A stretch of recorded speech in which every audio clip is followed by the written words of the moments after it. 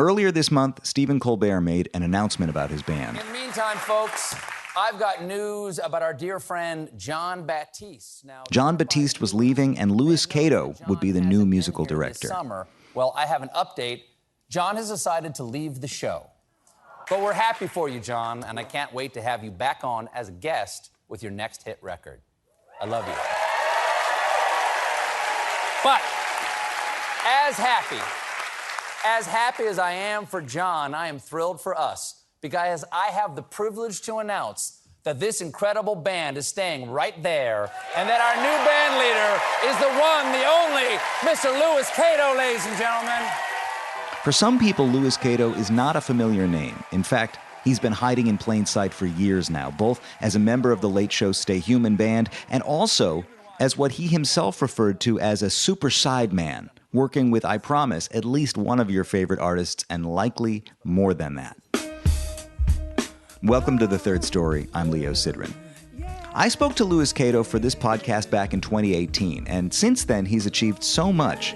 But even back then, he was in his early 30s when we first met, as opposed to now when he's in his mid-30s, I guess. Even back then, he had racked up an almost impossibly diverse and impressive list of credits. See, Louis Cato is living proof that some people are simply given a gift. Born in Lisbon, Portugal, and raised mostly in North Carolina, Louis began playing drums at age 2. By the time he started high school, he was a credible drummer, bassist, guitarist, trombone, and tuba player. He found his way deeper and deeper into music, despite the fact that, as he says, he was raised in a bubble. Louis didn't hear secular music until he was almost 18 years old, but the music he did learn in church and the music he played in the church with his mother gave him a deep foundation.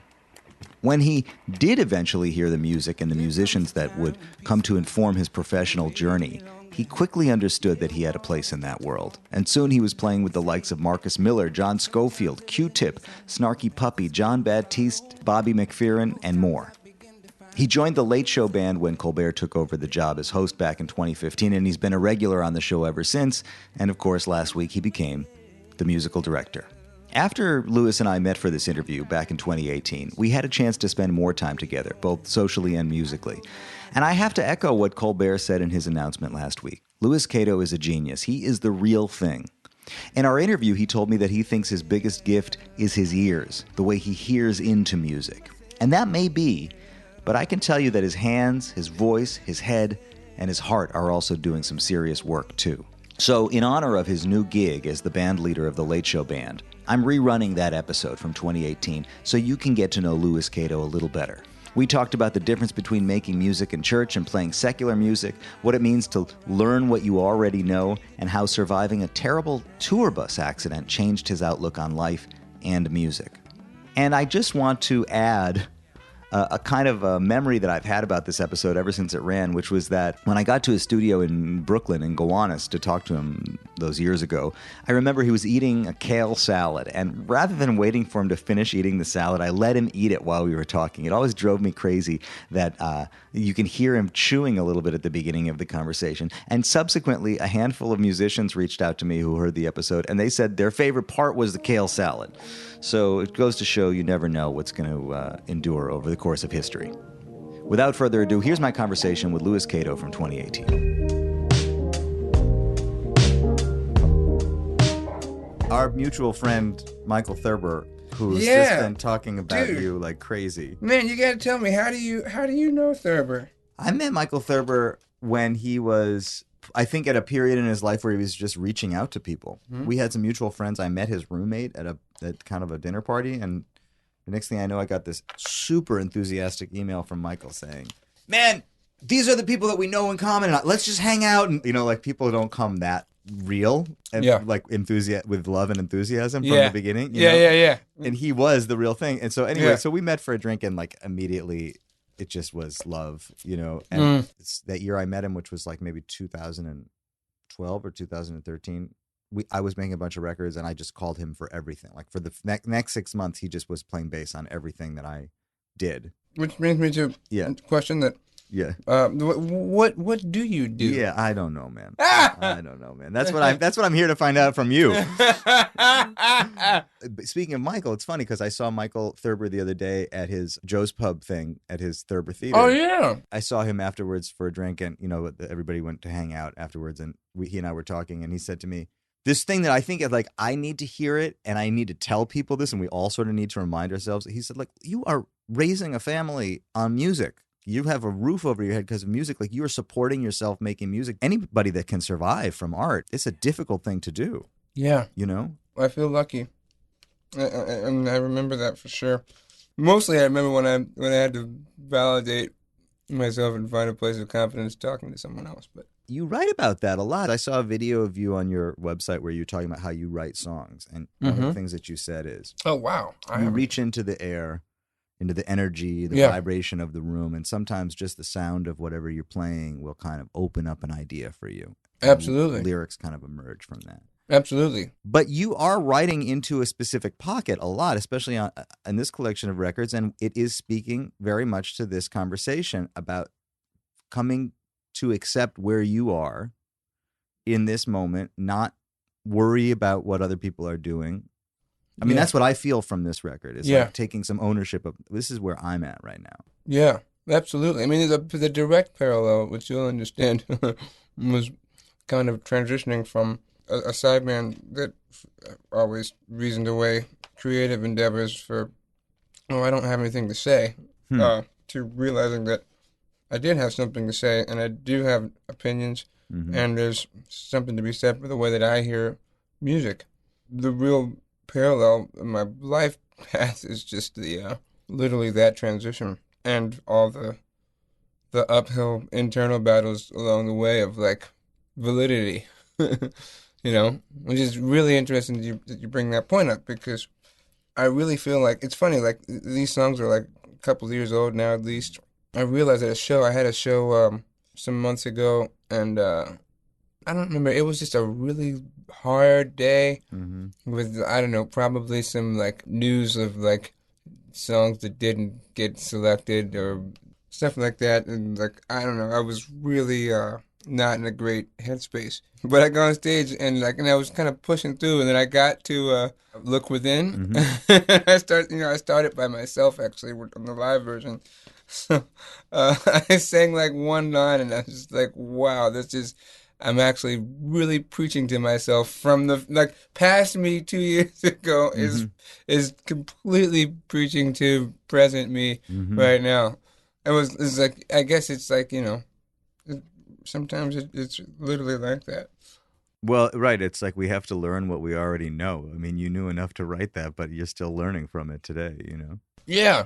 Over the years, I mean, songs like that run their cycles as you go, through life. It'll mean different things at different times. It doesn't all entirely belong to you, even though it comes out of you, Yeah, well, it really comes through you. Yeah.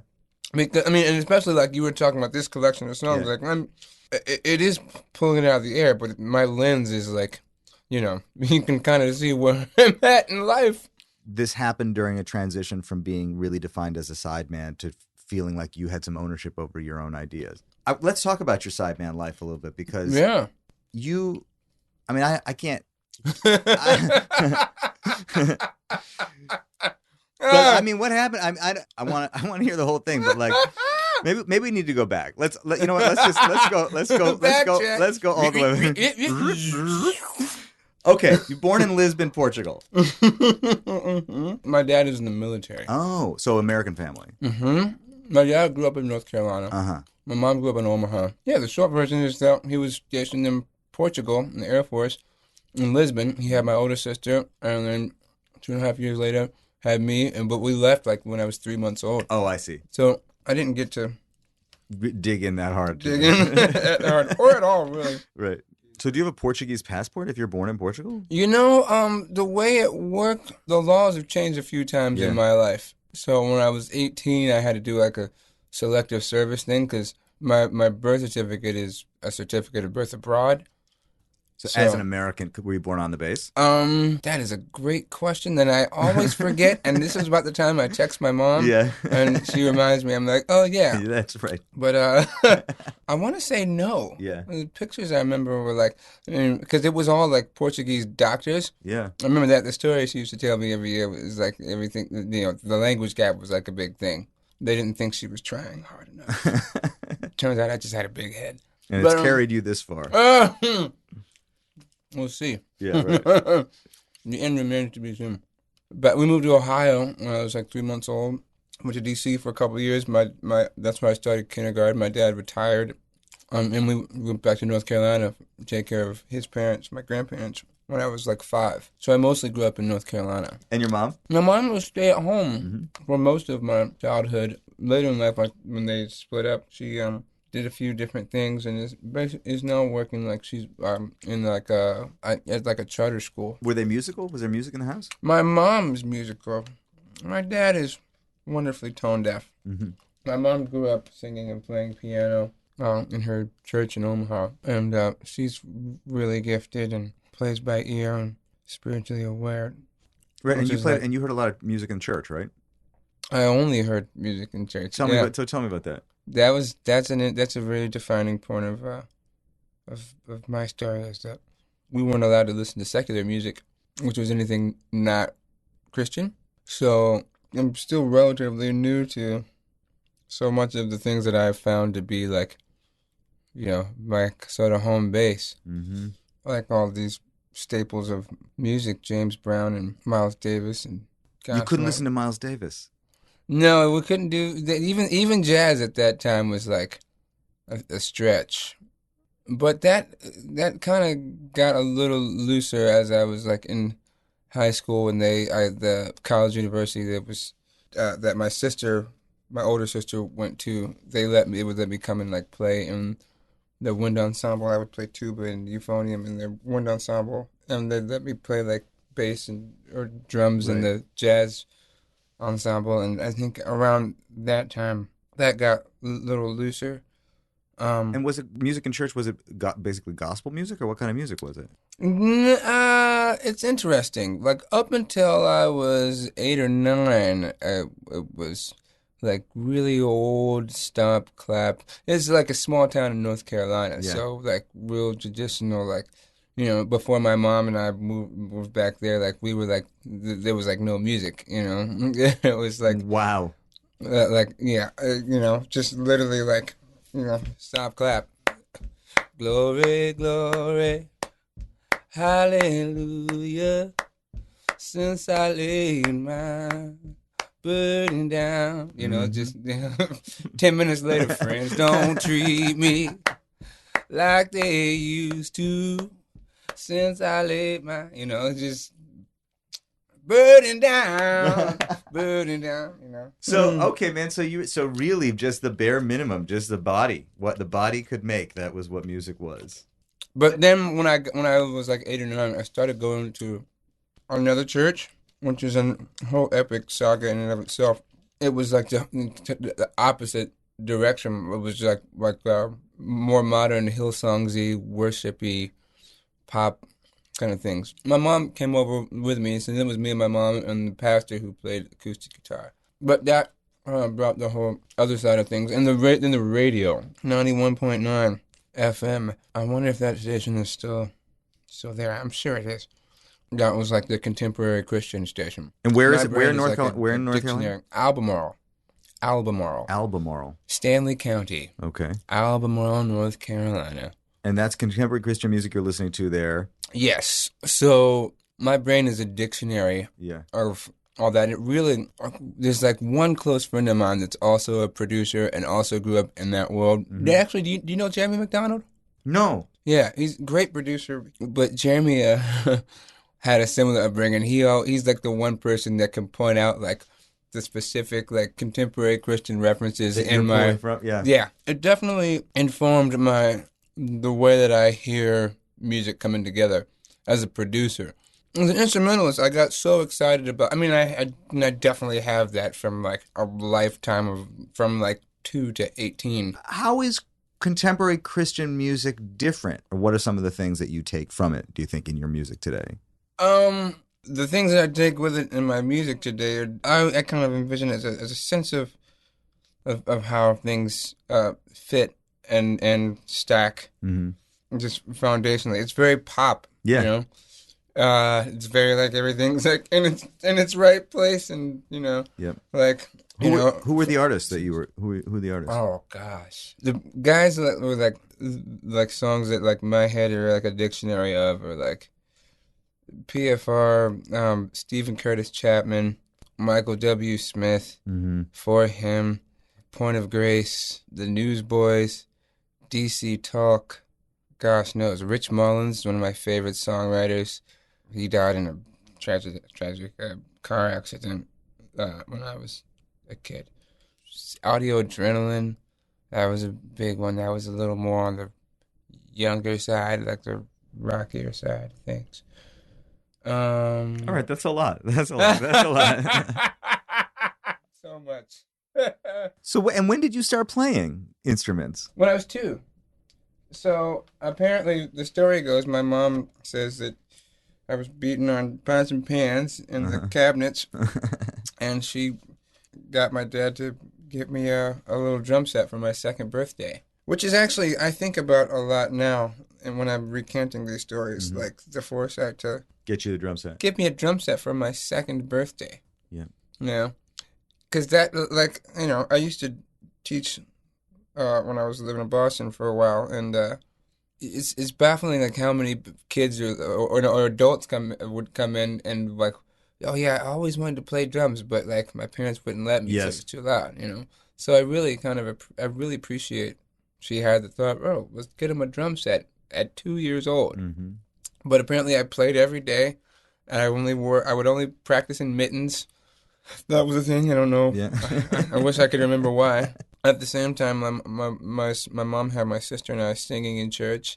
She would like teach us songs or whatever to sing in church. She would teach us at home, like on the piano, and then so I was kind of singing and playing from 2. And growing up, it was like wherever church we were at, it was generally just my mom and me. She would play in church, and you would be with her. We would play together. You would be the music. You two would be the music in church. She play the way she plays is just like heavy octave, moving bass in the left hand, and like, which actually really influenced my bass playing, as I realized later in life. Your mom's left hand on the piano is an influence in your bass playing. Oh, strong. First of all, because she didn't know how to play any other way. So when I started playing bass when I was 9, I was 8. I got a bass for my 9th birthday, but I started. Yeah. When I started playing, I was always just like, Mom, you're stepping on my toes, you know? And like, it's foundation for me. And if ever you hear me playing bass and it's not foundational, I either am checked out or just goofing around. Yeah. Right. When I make music from the bass chair, it's foundational. It's kind of like, you know, when you hold your kid, like where you're like, you know, like how much strength I need to make sure that she doesn't like hurt herself, or like, you know what I mean, how hard I need to squeeze on this hand, and which is a fluid thing, you know. Sometimes it needs short, sometimes it needs like long and holding and enveloping, enveloping, you know. So when you first started playing bass, right, you had to confront your mom's left hand. I did, which actually ended up meaning like I kind of just learned it, you know, to defeat it. Yeah. It's built into the way she plays. Sure. You know, if you're playing like, bless that wonderful name of Jesus, she's like, do do do do do do do do do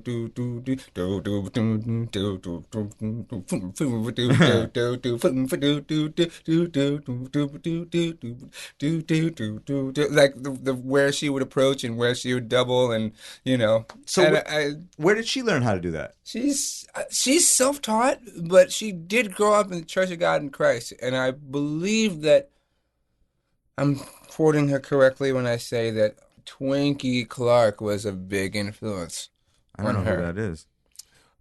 So are you familiar with the Clark sisters? No. Oh, wow. The Clark Please tell me. sisters are a staple in gospel music.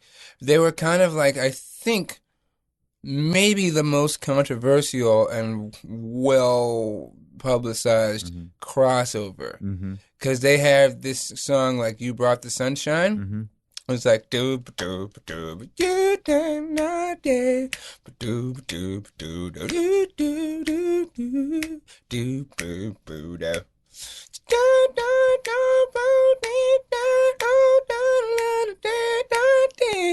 The Clark family was like like one of those phenom families of like all the girls sang, and Maddie Moss was like the mom, and she was like a taskmaster, but like had these. So they all it was like perfect unisons, like just freakish things. And Twinkie was a sister that would like write the music, I think, and like she would play, but she would play like Moog or bass and piano like on the records and stuff or whatever. She was really influenced by Stevie Wonder. She would sneak it because they weren't allowed to listen to secular music either. But so that came through to my mom. Well, it's funny because like when I was growing up, my father used to say, you know, the thing about rhythm and blues is that they just changed Jesus to baby. Really? Yeah. Yeah. I mean, yeah. I would have to agree. Yeah. But that's why I asked, is it musically different? Or is that that's the foundation from which rhythm and blues comes, though? Yes. Yes, it is. I have friends that will probably shoot me down for not knowing this history any better. But generally speaking, I think in the question of which comes first, the chicken or the egg, it's probably the church. Of course, because that was like out of like, you know, slavery. No, it has to be. Which was directly like, you know, from spiritual elements like back in the motherland, you know. But see, one of the reasons it's so interesting to me in today's modern context is, and I find the people that I talk to, that I'm often compelled to talk to, are like you, people who spent time in and even thrived in, to some extent, the modern educational industrial complex, but who came with such natural musical talent that it wasn't necessarily the best place for them.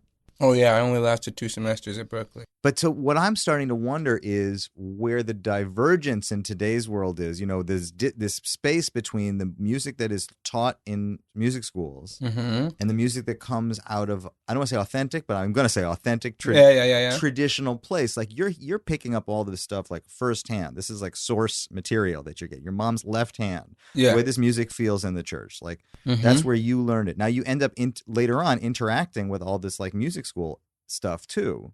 Yeah. You know, you went to Berkeley, and like a lot of musicians that you played with subsequently came through North Texas and came through these big music schools. But what you're describing to me is a completely different background. The grass is always greener. Yeah.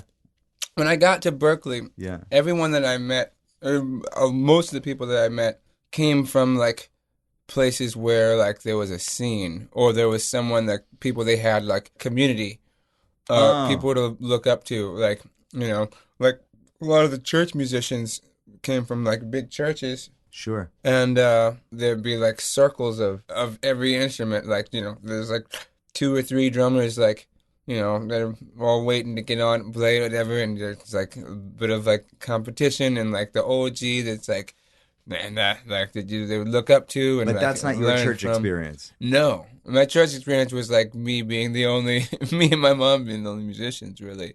And then later, like a couple years later, my pastor, when we started going to the other church, and that pastor played guitar, and so like it was you and your mom and and the pastor. That's what you were saying. That's what so that was a band. That was your experience of playing with a band for the longest time. Was you and your mom and the pastor. That's what it is to make music with other people. And then later, when I was like, I want to say like 16, maybe, there was a couple other churches that.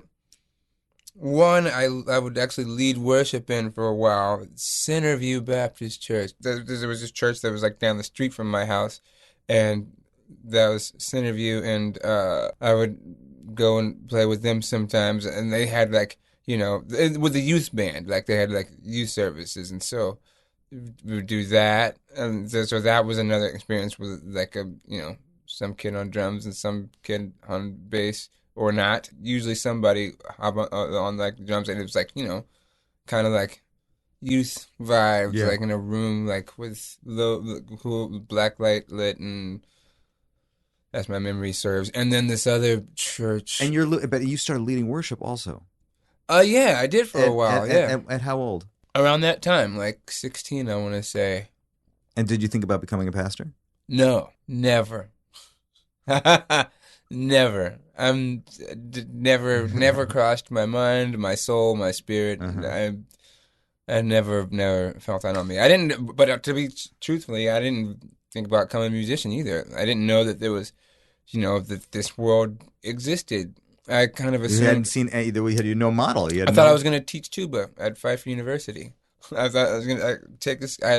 They were hinting at a scholarship, and uh, I'd already, that school was like 15 minutes down the road from my house, and I figured, well, I can take scholarship and then do school because that's what everybody does, and then teach because that's what any of the plays does. It's like, And by 16, 17, were you pretty accomplished as a drummer, as a bass player, as a horn player, and as a guitar player? Were you kind of developed on all those instruments? As much as one could be with natural talent. But no real direction, no guidance. I had some guidance, like in classical side of things, from Tom Smith. He had been brought in by Pfeiffer University to run the music department during that time. And he's like a world-class trombonist and educator, Fulbright scholar.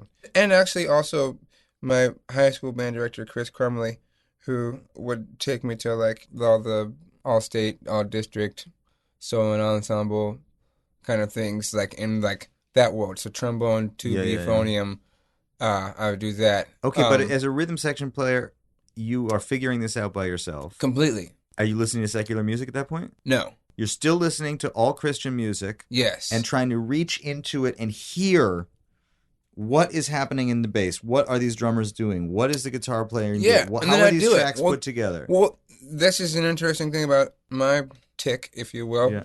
My own crazy. My ears is like my gift. The ironic thing to me is that I have this... people talk about all the instruments I play, and I kind of really feel like my only gift is my ears. And it just translates accordingly differently. And through that, I've found, like I said, that I have things to say in different, slightly varying identities on my instruments. But yeah, everything was relative. Mm-hmm. Like bass lines that would ascend into like guitar lines, but like, where did that go? Like... Well, some of that is like playing like an arranger. Basically, when whatever you're playing, understanding the service of the song. Like... Always. That's a big part of my musical identity. And I think, to jump back to a previous point of what the difference is between like the coming out of like the church into like this music today, is that there is a foundational element of priority. Yes. For the simple reason that, like, in theory at least, or what you're learning, what you're being taught, is that it's not about you.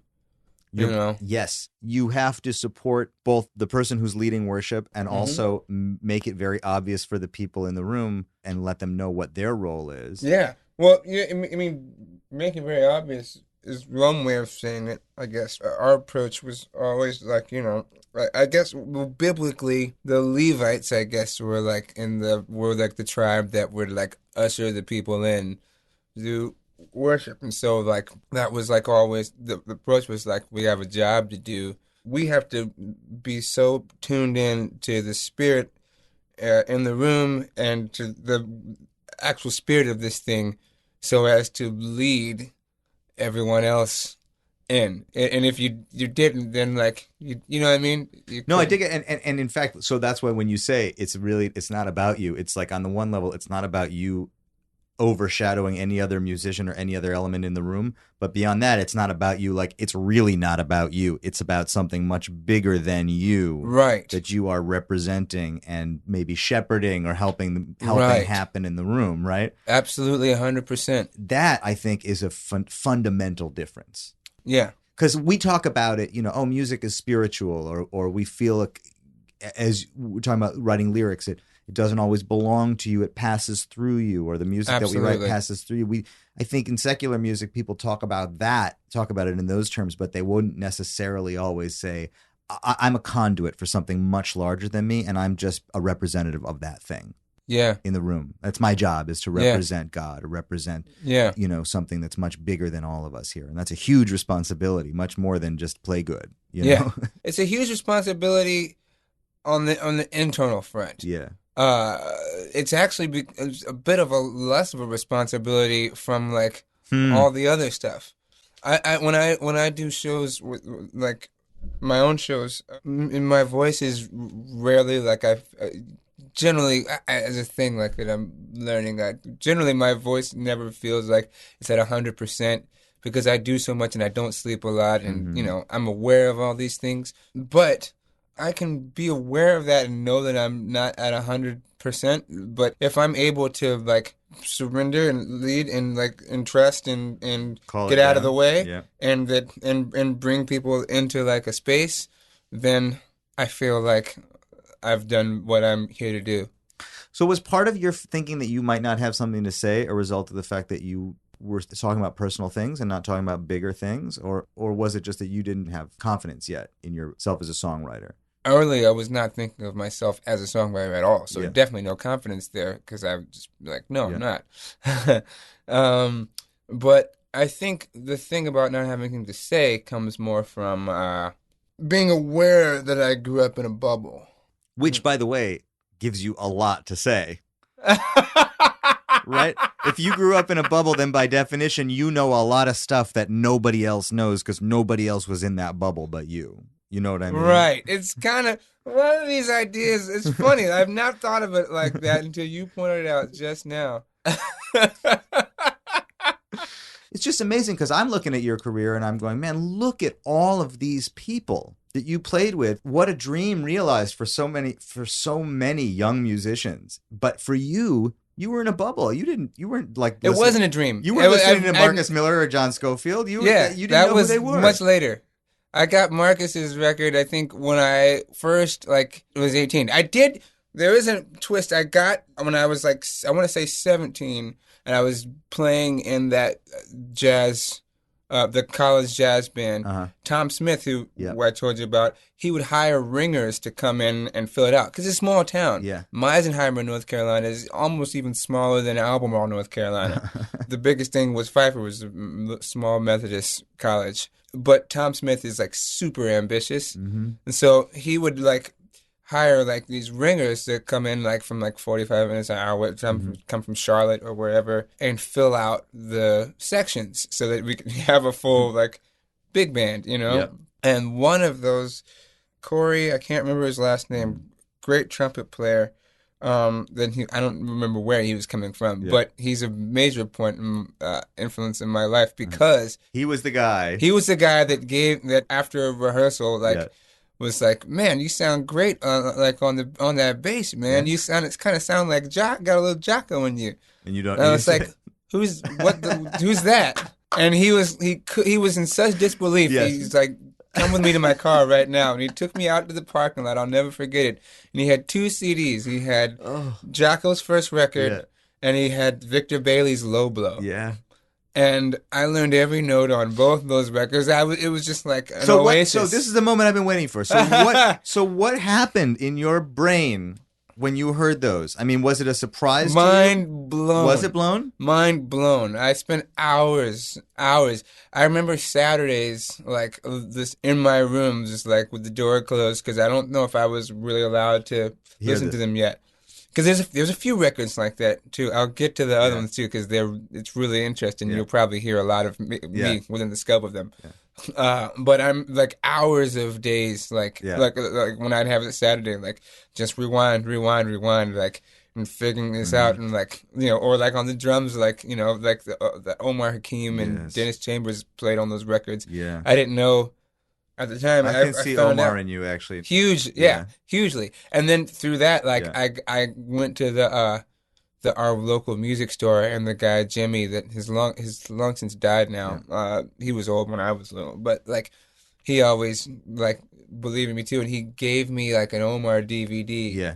that basically became like the Bible that I would even teach from, because as a kid, like I was like the music kid around, and like people that would ask me for lessons and, and stuff.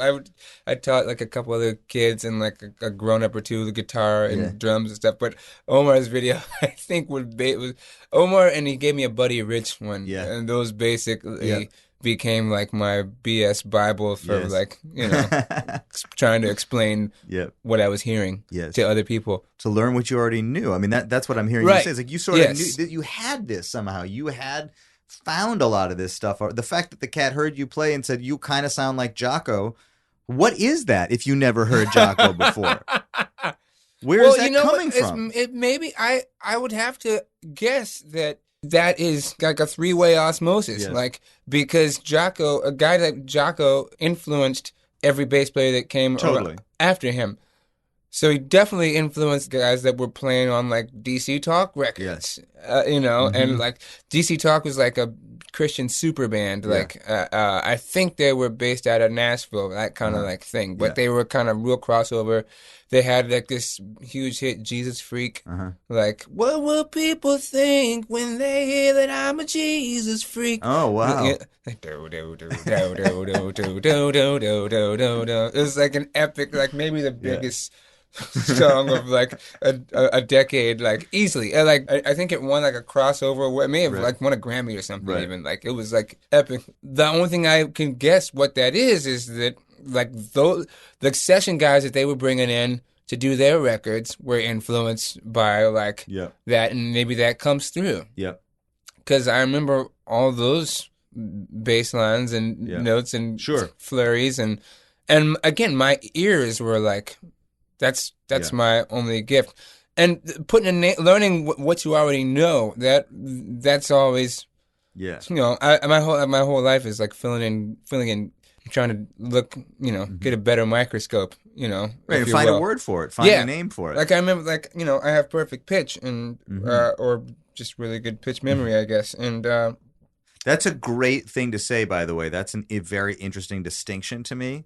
Perfect pitch versus pitch memory. You know, everything has pitch. Yeah, right. It's something that I've always innately recognized, you know, from like hospital beeps and, you know, alarms and car horns and like, you know, car doors closing. Is that a burden? I wonder about that. With every time you hear an ambulance go by, you're thinking about what I think for some people it is. For me, it's just like, it's over there somewhere. Yeah, if I think about it. But in the same way that these lights are yellow. We know they're yellow. We're not thinking about the fact that they're yellow. Like if I think about it, like the vent here is like, it's kind of like hovering around between an F and an F sharp.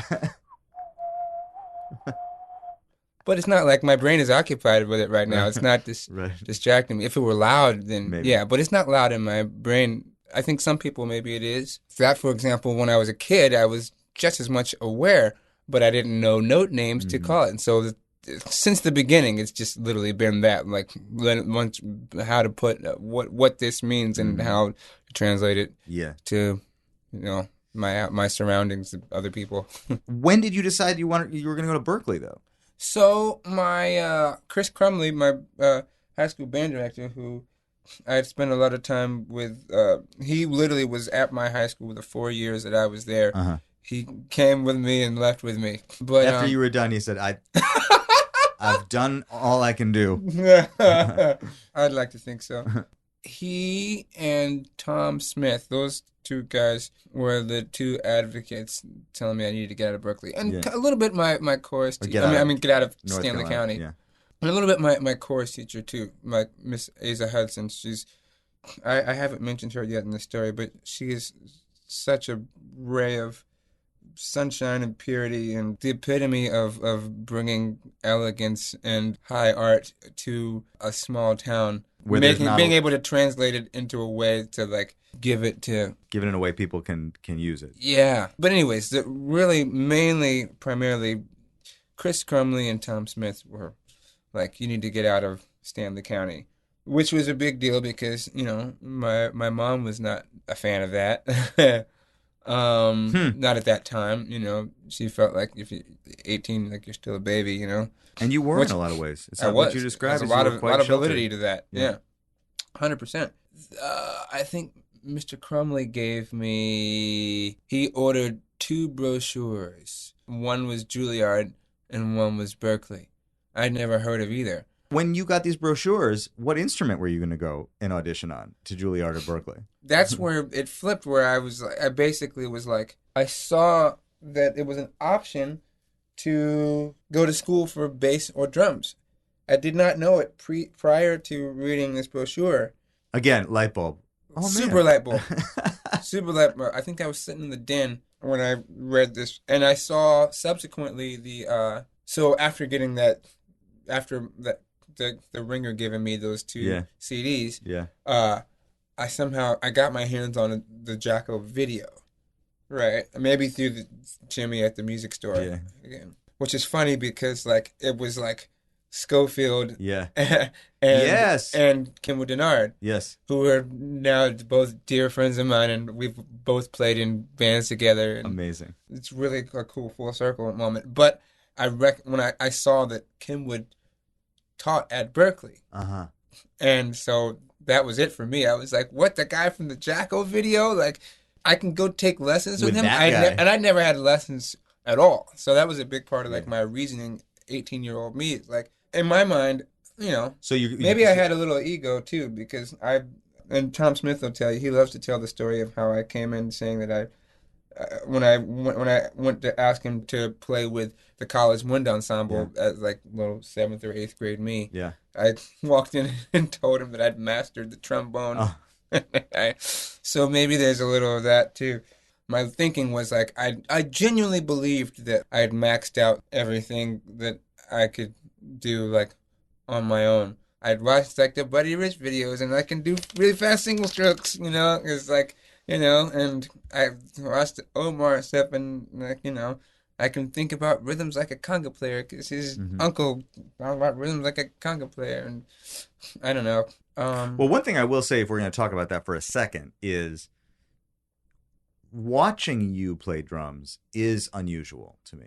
Really? I think so. I think you seem to have a very light touch, especially in your right hand on the hi-hat. I find you to be very gentle about the way you approach it. I see it in you, and when you talk about this idea of how at some point in your development you got into the idea of, which maybe this is an Omar thing, I don't know, of playing drums as if you're a hand drummer. Maybe that's part of it. Not necessarily. I think that part is. Do you know what I'm talking about though? This lightness. I do, and I'll tell you exactly where that happened in my evolution. If we fast forward to like Berkeley days and then beyond Berkeley, I did 2 semesters at Berkeley, and then as a drummer or a bass player. Well, I was trying to do both, but they didn't allow both at the time. So I took bass lessons until like they realized the glitch in the system, and then I just stopped showing up because I couldn't afford it. It's hard to say because I didn't get a lot of drum lessons either because my teacher was out. Who was your teacher? Jackie Santos. Love you, Jackie.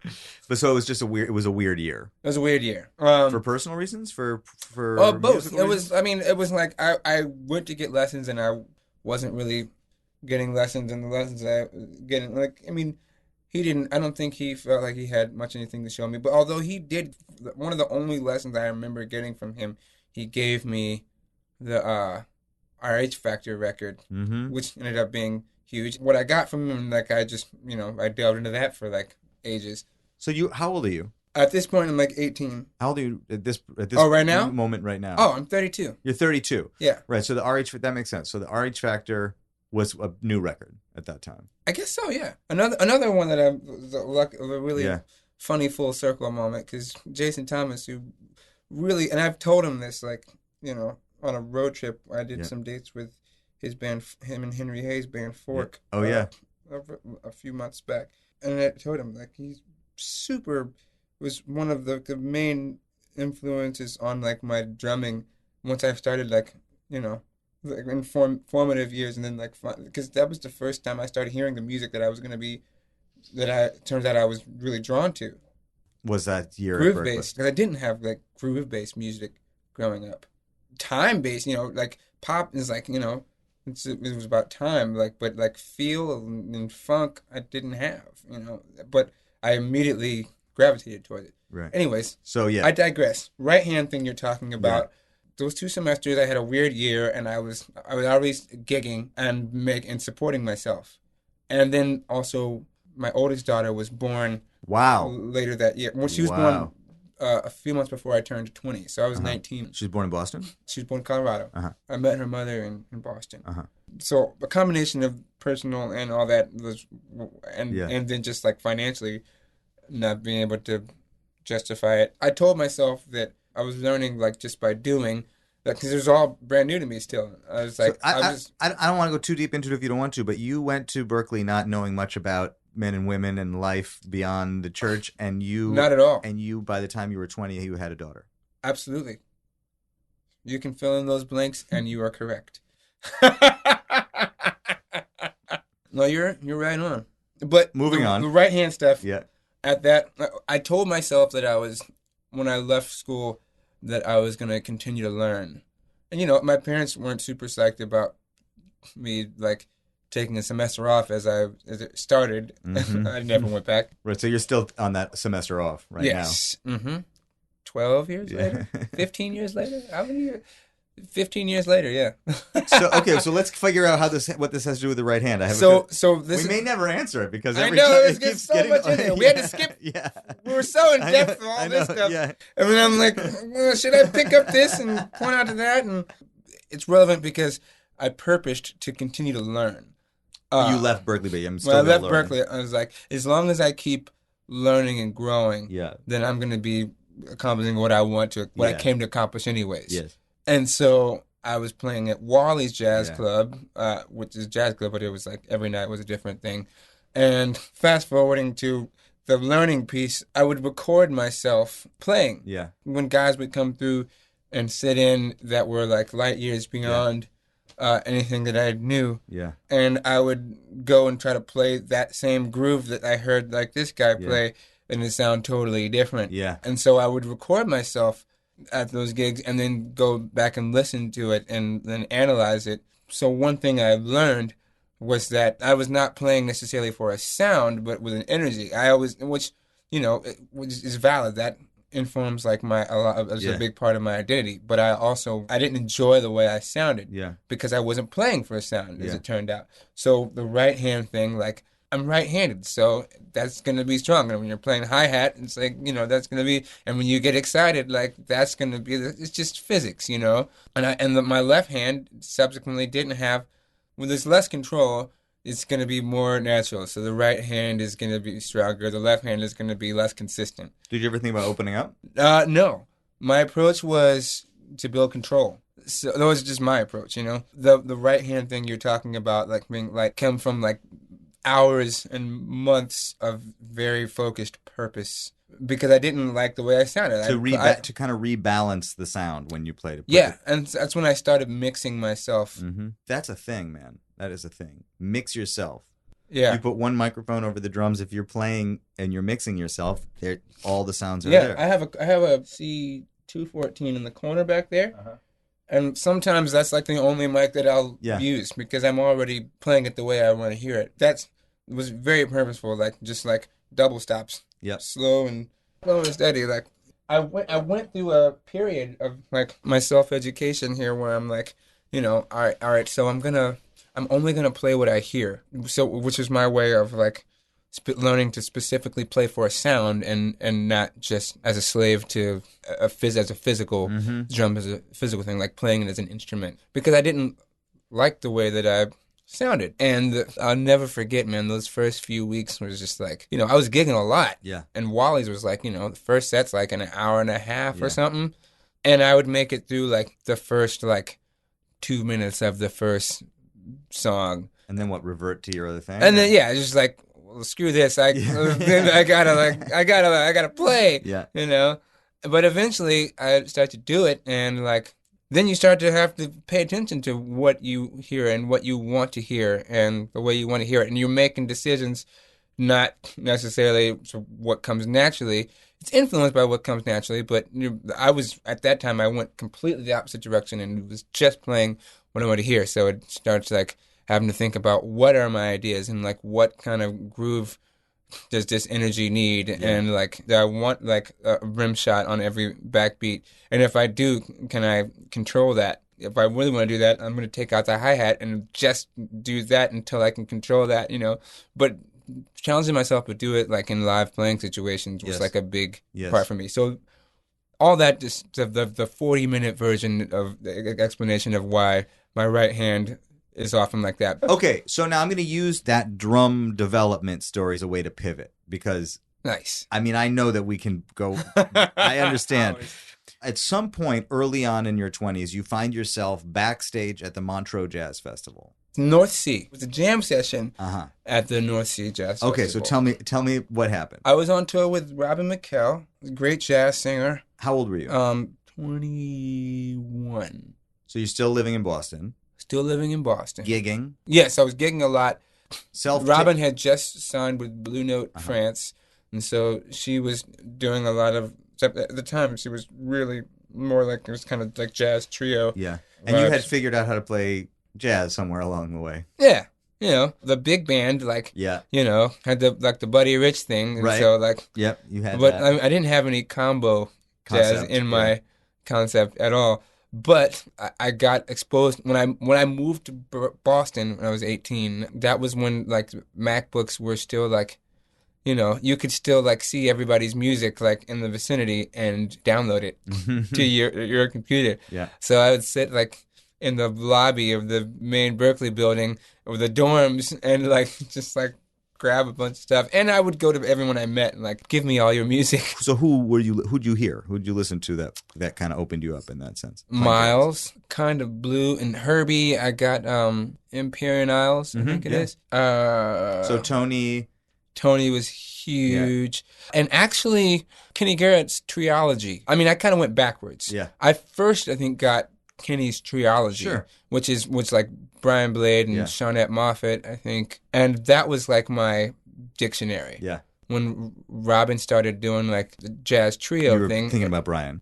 I was completely 100%. I was thinking about Brian. Yeah. I was just picking it apart the best I could. Yeah. He would do like a little thing that like sparked my attention. Yeah. So I'd do that, like I'd learn it, like kind of like there's recordings of that, and it's like really educational for me to listen to because it took a long time for me to connect like these little bits and pieces of vocabulary to like my human element, if that makes sense. Sure.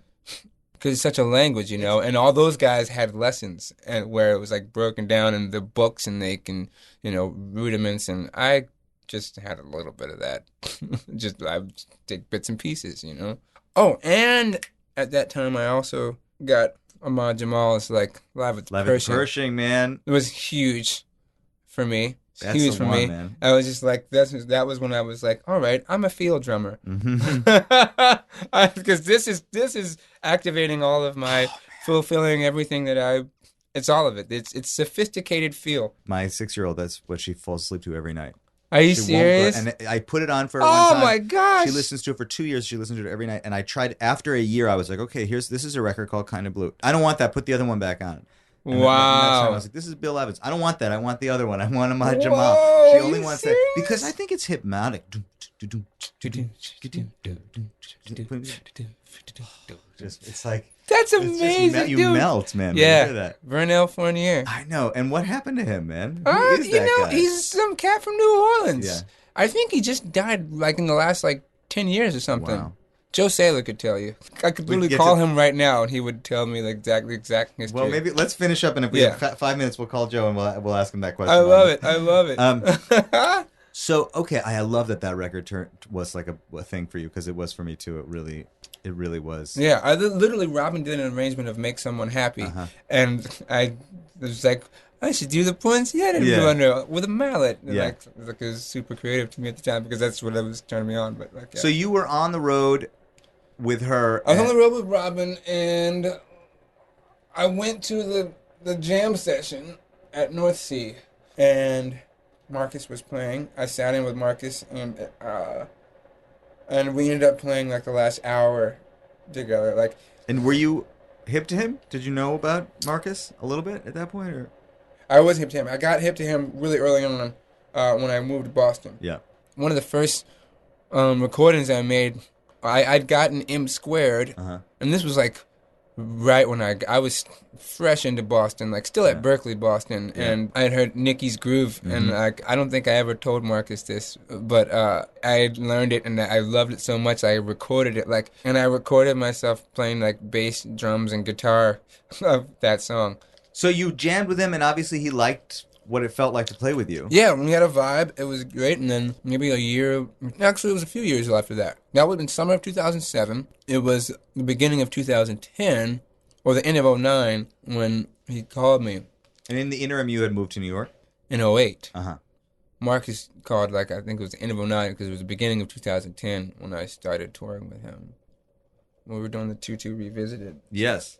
I mean, that's such a major thing. Like, did you Would you like a spot of tea? I would love some tea. Thank you. Lovely. Absolutely. Michael said you're living the smoothie and espresso lifestyle.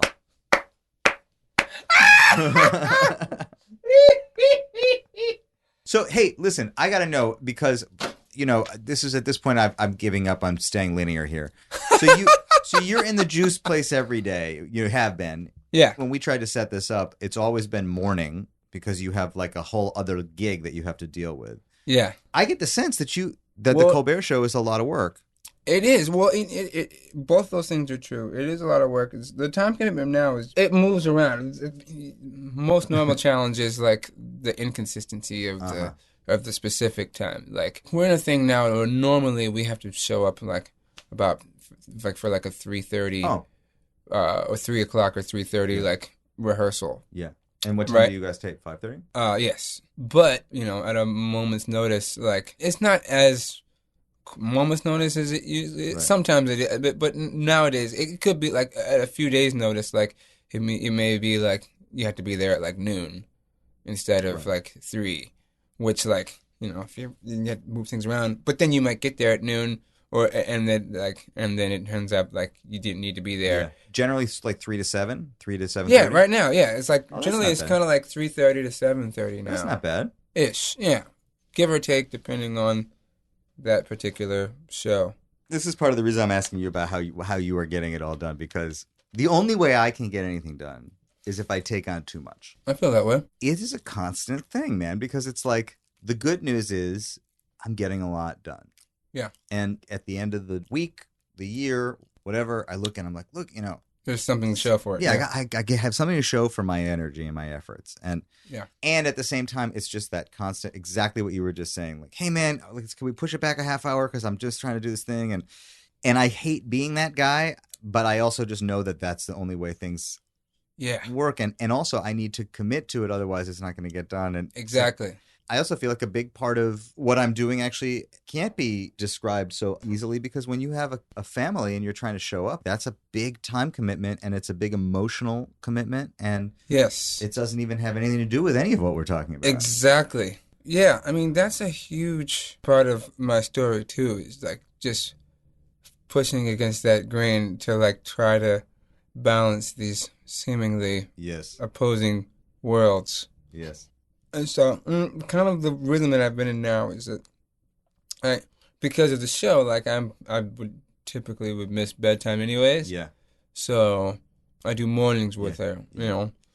I take her into school, have her there by 8:30, and I'm here with food by 9 usually, and ready to go. And you can do a good 4 or 5 hours before you have to go in. Yeah, exactly. But then you're out with Bobby McFerrin, you're doing dates. I also see you're playing gigs. Not as much. I mean, here and there. Yeah. Since coming on to the show in 2015, not as much. And that was a choice, a conscious choice. Be off the road. That's a part of this gig. Yeah. Which is, unfortunate in some aspects.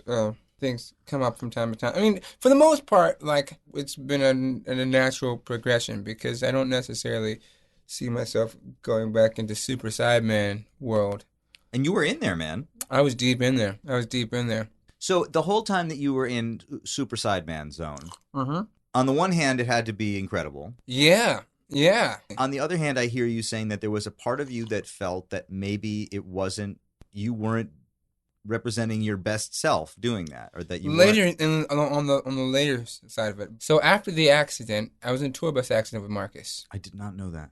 I don't know anything about this. It's a major turning point in my evolution, actually, because the driver died. I broke my back. Where was it? Where were you? Right about 20 minutes outside of Zurich, Switzerland. How many people were in the bus? There were 11 of us. What year The driver was was the only one that died. This was the end of November of 2012. The driver died. You broke your back Mm-hmm. in Switzerland. Sprained my neck, cracked a couple ribs, bruised some other bones, and had a concussion. And I was on bed rest for 10 weeks after that. And your child was just born? Yeah, she was born March of that year. That was a major turning point. That was actually kind of when I moved. I had been up in New York up until that time, but I was touring so much, my stuff was in storage, and that ended the tour. And I flew back to Boston instead of New York because my now wife was living, and our baby were living in Boston because her mom was in Boston. So while I was gone, she had the support of her mom, and I recovered there, and I went back on the road in February of that next year. How long did you go without being able to play? 10 weeks, but I cheated. I cheated twice. Schofield had a New Year's Eve gig, and it just so happened to be in Boston. And I was already in Boston recovering and really needed the money. And it was Schofield. And it was at Berkeley.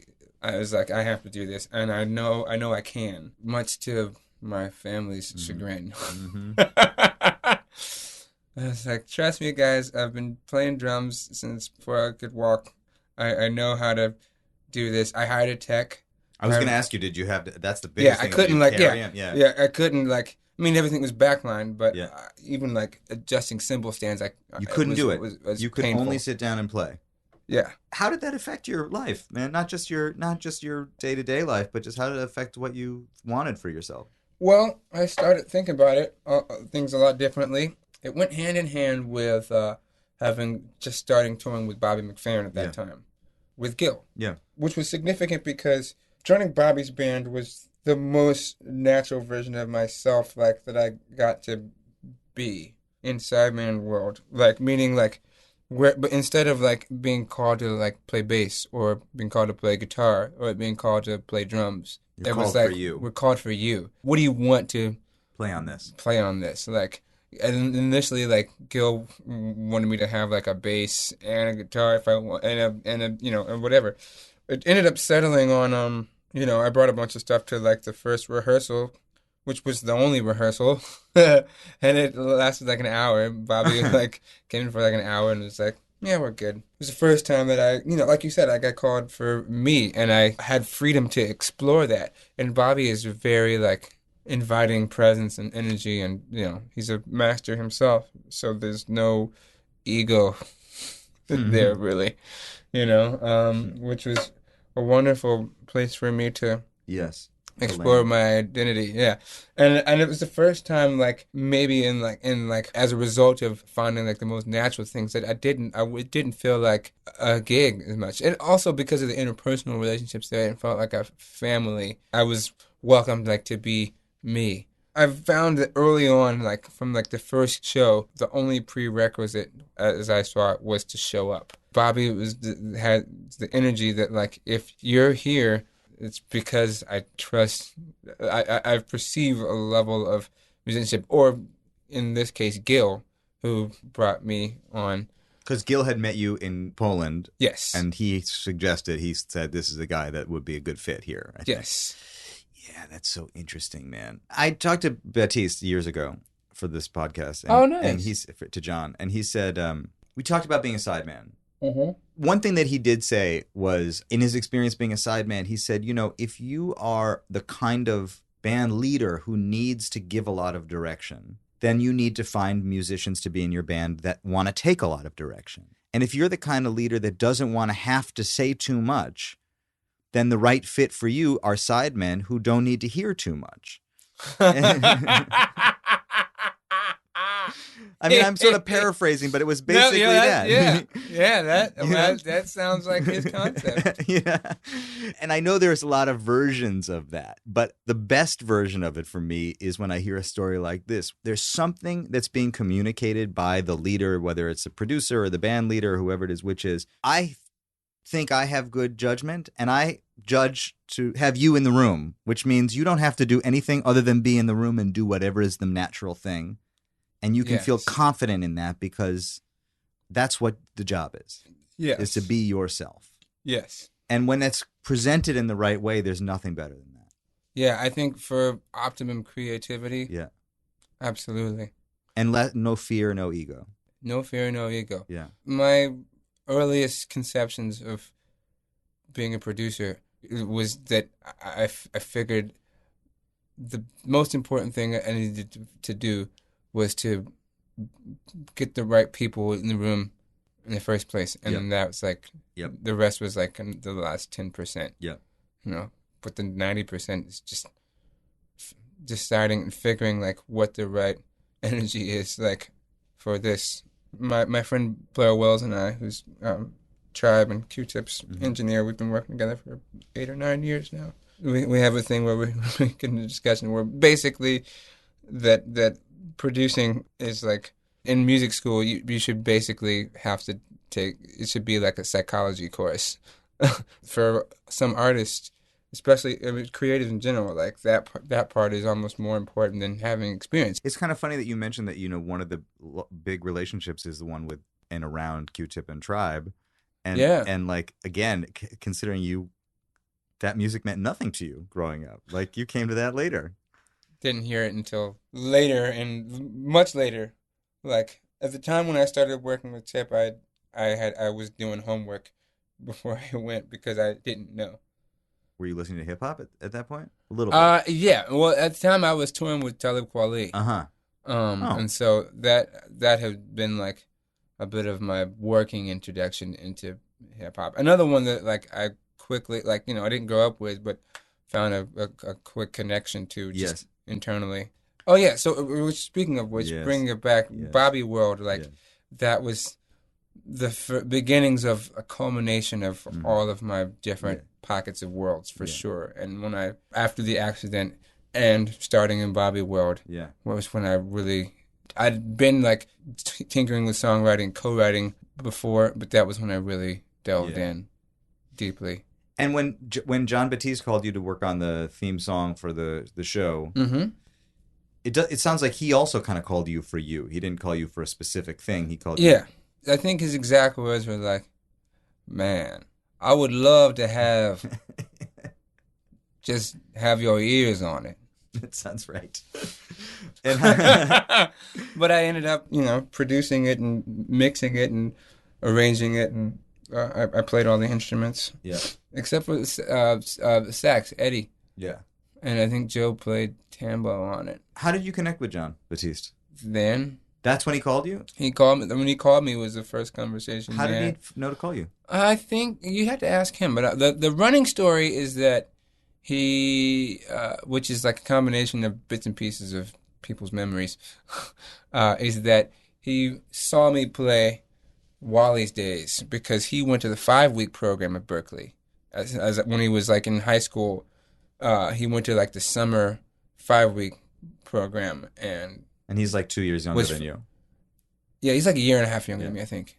Well, what did he just turned 30 last year? Wow. Yeah, I guess so. I guess he's a couple years younger than me. Yeah. It's funny because I always got the sense, even from Michael, that you were like the old guy that they brought in. Like we brought in one adult ringer into the band, and you're like just like 2 years older than them. It's definitely the vibe. They treat you like the adult, the elder statesman. Because also, I mean, just experientially, like, a lot of them like focused on John's. Man, thing. I think about that with Joe Saylor so much. I think for Joe particularly, like Joe's whole sideband development is happening in the context of Jon Batiste, like stay human. That is like he's playing with. I see him out every now and then playing with all these people, Grammys or whatever, and it's like, man, what an interesting way to become a sideman. Yeah, is in the context of a band. It's actually that's a really great way of noting how unique that is. Because, I mean, it's not so uncommon for, like, non-jazz musicians to, like, find their sound and identity in bands. Right. But for jazz musicians, especially, it's like... Yes. Yeah, normally it's, like, different thing. And he had other things, too, you know. He's a Lincoln Center darling, you know. Oh, he's a great musician. So you were the elder statesman. You had been sidemanning it up, and well, yeah. They still ask me questions like, "Is this cool? Like, should we? How is this?" When your experience, like, you know, just because I'm like I said, I'm 32, but I've done a lot of stuff. There was times when I would do like a month with George Duke, and then go home for like 2 days, and then go do like 6 weeks with Marcus, and then maybe not go home, and then like just fly from like Japan to China and hop over to like a Schofield run and do 30 days with Sco, and like then go home for 2 weeks, and then go Bobby for another couple of weeks, and like, you know, then maybe go from Bobby to like a Snarky run, and like I was bouncing around a lot for some years, so it came a lot of experience, I guess. How did you connect with Michael League? I met him at my house. He was doing a rehearsal. When I first moved to New York, I moved in a house with like 6 other musicians. Mike League was rehearsing with Corey Bernhardt for something. I don't even know what, but they were in my basement. I met them. I was coming home, and they were walking out and finishing, and like, I was like, oh, and we talked on the street for a while, you know, and then ended up, you know, playing together.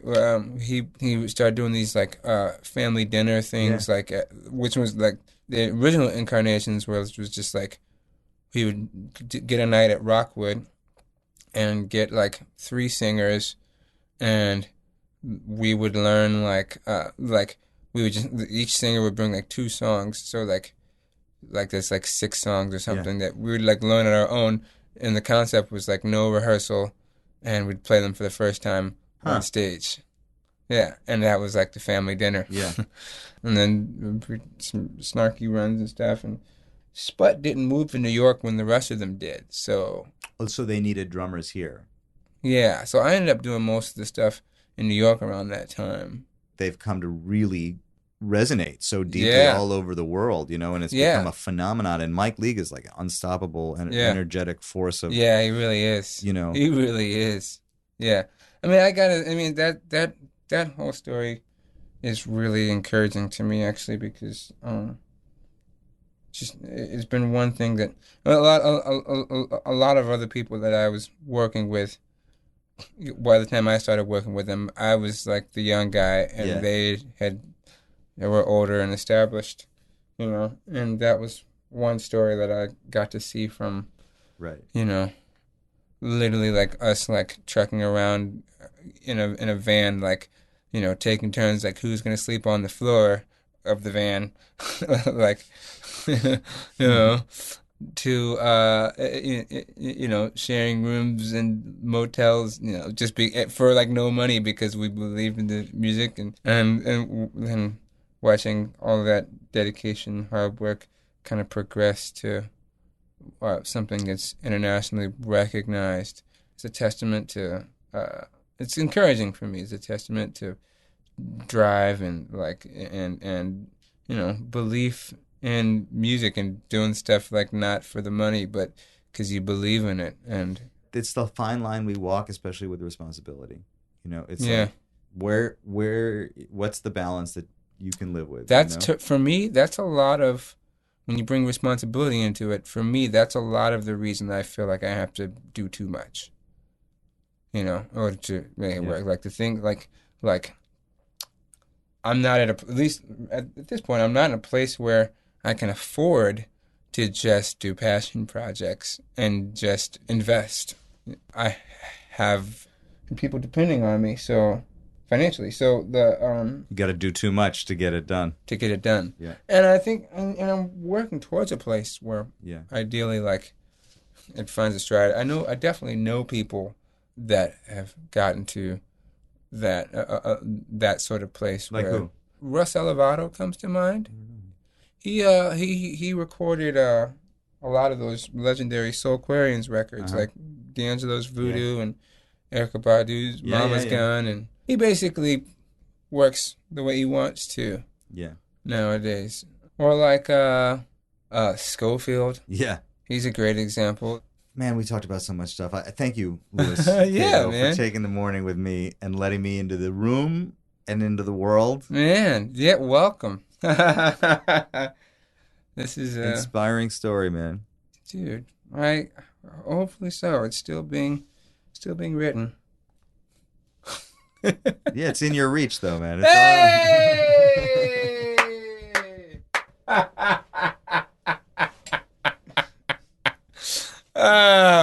full circle. Yeah, we did it. I gotta always find a way to. Gotta find a way. There he was, Louis Cato. What a guy. What a hang. What a scene. And I'll be back next week with another great one. Really, I have a couple in the can that you are not going to want to miss. Visit third-story.com to sign up, find the socials, patronize, the whole thing. I'll be back next week. Until then, I'll talk to you soon. This has been a WBGO Studios production. To learn more about WBGO Studios' award-winning podcasts, special concerts, live streams, and more, visit wbgo.org/studios.